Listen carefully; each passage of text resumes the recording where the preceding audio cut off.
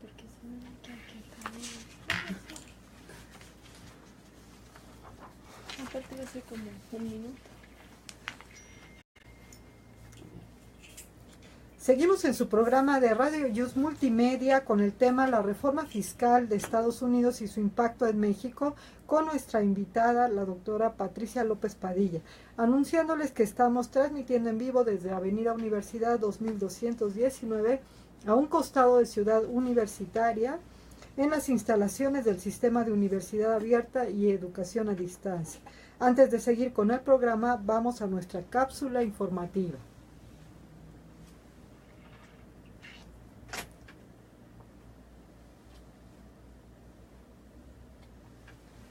Buenas tardes. El día de hoy se publicó en el Semanario Judicial de la Federación jurisprudencia proveniente de tribunales colegiados de circuito, y recordemos que será obligatoria a partir del próximo lunes 19 de febrero, claro, de este año. Una de estas jurisprudencias lleva por rubro sentencias en el juicio contencioso administrativo. Si la sentencia no se pronunció por unanimidad o por mayoría de votos, el tribunal colegiado de circuito debe conceder el amparo. En términos muy generales, nuestro alto tribunal jurisdiccional señala que cuando no existe mayoría o unanimidad, porque la aparente sentencia es incongruente entre las consideraciones y los resolutivos, técnicamente no existe sentencia, lo cual causa inseguridad jurídica a las partes, y en el juicio de amparo directo ello obliga a conceder el amparo aún en suplencia de la queja, pues esa máxima incongruencia entre los considerandos y los resolutivos no permite conocer qué se decidió ni por qué razones. Así es que todos a revisar sus sentencias respecto de los votos sobre las mismas. Una segunda tesis lleva por rubro amparo contra leyes o reglamentos. El sobreseimiento en el juicio respecto del precepto impugnado no impide analizar su acto de aplicación si se combate por vicios propios, la cual señala que la vinculación en el estudio de una ley o reglamento en relación con su acto de aplicación se actualiza cuando la inconstitucionalidad de éste se hace derivar de la propia norma controvertida. Sin embargo, si en la demanda de amparo se tilda de inconstitucional un ordenamiento de observancia general, pero al mismo tiempo su acto de aplicación se combate por vicios propios, habrá obligación de examinar y pronunciarse en torno a la legalidad planteada de dicho acto, ya que el análisis respectivo es autónomo por no guardar vinculación alguna con el estudio efectuado en relación con el ordenamiento legal impugnado. Por ende, si se decreta el sobreseimiento en el juicio por lo que se refiere a la ley o reglamento impugnado, esta determinación no impide al órgano de control constitucional abordar los conceptos de violación que fueron propuestos con el objeto de demostrar los vicios propios del acto de aplicación de la norma controvertida. Todo esto acorde con la obligación que deriva de los artículos 74 y 75 de la Ley de Amparo vigente. Y si no recuerdan lo establecido por dichos preceptos, siempre tenemos al lado a un buen amigo llamado Código para que nos ayude a hacer memoria. En novedades administrativas, Ana María Ramírez. Bien, estamos de regreso ya en el último bloque con la maestra Patricia López Padilla en este tema tan interesante. Maestra, pues ya un poco acercándonos casi al cierre, desafortunadamente. Desde el temblor. Sí, tan importante el tema de la reforma fiscal que hasta nos tembló. Esperemos que todavía alguien nos esté escuchando. Sí, esperemos que sí. De cualquier manera, les recordamos que como estamos en nuestra página de Facebook, Seminario de Derecho Administrativo, turno vespertino, y ahí nos pueden escuchar en cualquier otro momento retomando este programa. Enviamos saludos hasta Querétaro, a Aramar, a Luis Padilla también. Muchos saludos, gracias por escuchar, queridos amigos. Pues bien, vamos a ver cuáles serían los mitos de los cuales pudiéramos hablar, esto que parece, pero en realidad no es, ¿verdad? Lo primero que dicen es, va a haber un cierre catastrófico de empresas gringas y se van a regresar a Estados Unidos. Sí, sí hay esa... Hay que recordar que México no es atractivo por sus tasas impositivas. Nosotros nunca hemos sido un país de tasas impositivas bajas y buenos servicios en relación con esas tasas impositivas. Nuestras tasas impositivas son altas, de medianas a altas, y los servicios que nos dan en relación con esas tasas impositivas o esas contribuciones pagadas son nulos. Es decir, si México le llama la atención al extranjero, señores, no es por nuestro régimen fiscal, es por lo barato de nuestra mano de obra, porque tenemos un público que siempre consume, porque el mexicano es consumidor por excelencia, y nuestra situación geográfica. Todas estas cuestiones de mano de obra, servicios, el consumo mexicano y la cuestión geográfica no se ven alteradas por la reforma fiscal de Estados Unidos. Una empresa que se estableció aquí difícilmente va a encontrar en Estados Unidos lo que encuentra en México, la razón para establecerse. Y no la reducción impositiva, que insisto, no es de 14 puntos porcentuales, es menos por la tasa efectiva y por la limitación de ciertos beneficios y por la parte que nada más les insisto, es el impuesto corporativo, no el de las personas físicas. Entonces no necesariamente eso va a afectar. No va a haber un cierre e irse, se van a quedar porque el mercado mexicano les ofrece cuestiones que no encuentran en otros países. Entonces, por ese lado, sin duda, también hay que ofrecerles beneficios o estímulos.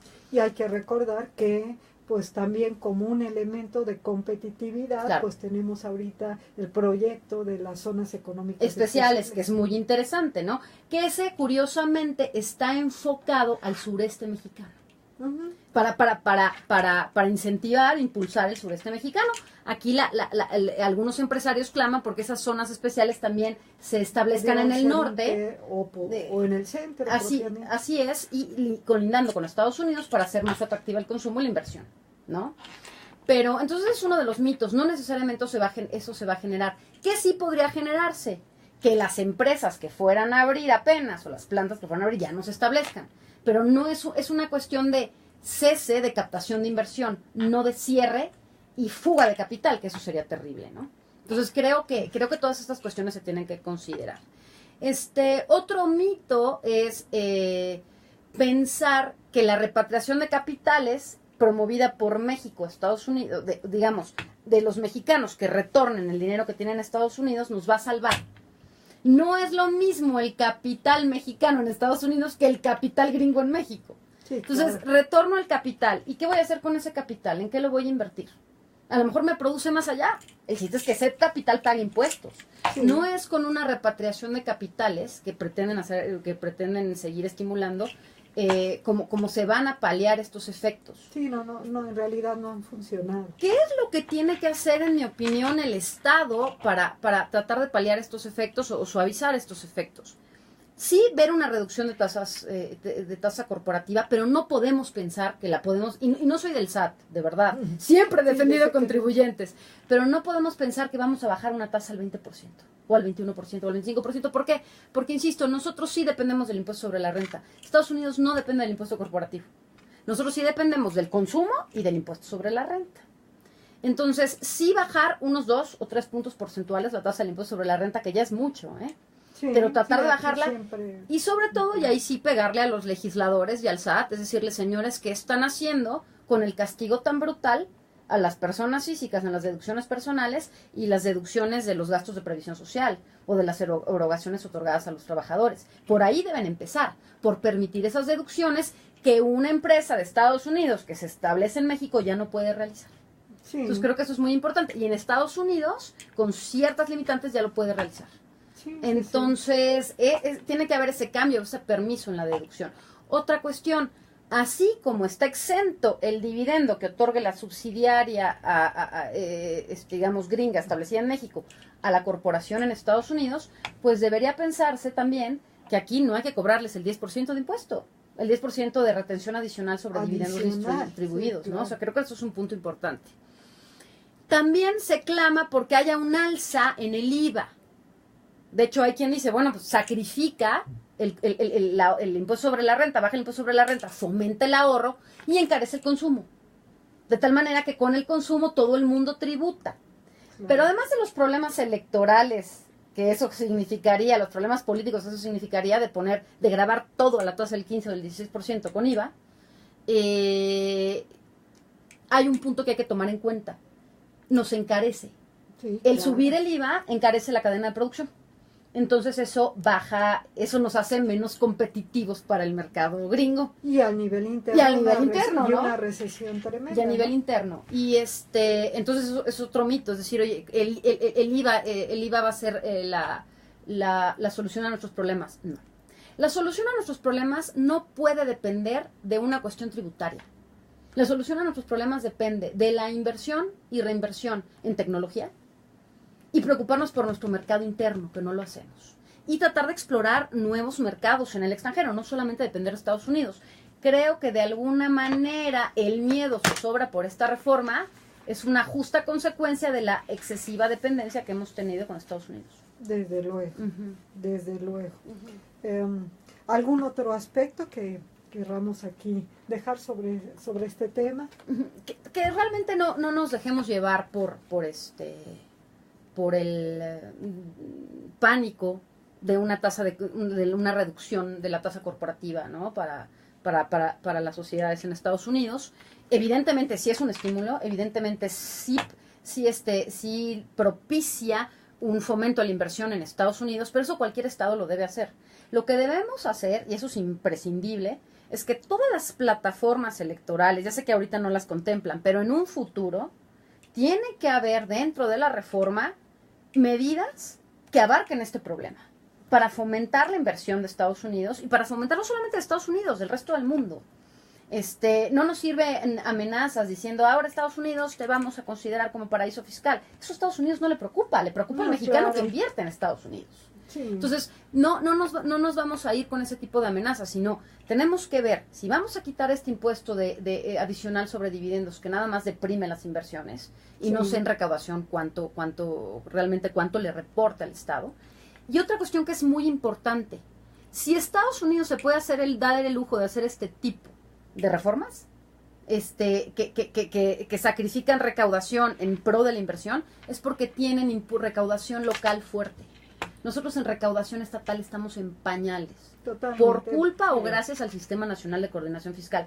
Pero hay entidades federativas que no podrían subsistir si el papá federación no recauda y no les distribuye. Entonces tiene que haber un fortalecimiento de la recaudación estatal. Claro, Ujú. definitivamente. En mi opinión. Pues es todo un replanteamiento del sistema fiscal mexicano, pero Así es. muy interesante. Desafortunadamente ha terminado el programa. Queremos darle Gracias a las ustedes. gracias Muchas a la gracias maestra por la Patricia invitación. López Padilla, al maestro César Alaniz en los controles, a Juan Antonio Negrete Zaragoza y a la maestra Anita Ramírez también, Ramírez Sánchez. Pues agradecemos su atención, no sin antes invitarlos a dos cosas. Primero, el miércoles, la mesa que tenemos en la Facultad de Derecho, en el Auditorio Benito Juárez, también donde vamos a seguir disertando sobre este tema de la reforma fiscal en los Estados Unidos de Norteamérica, el impacto que tiene en la economía mexicana, e invitarlos para que nos escuchen el próximo viernes aquí a las 5 de la tarde. Muchísimas gracias y que disfruten de este viernes después del temblor. susto, Esperemos que el miércoles no nos tiemble. Esperemos que no y que estemos todos bien. Muchas Pues gracias. muchas gracias a todos.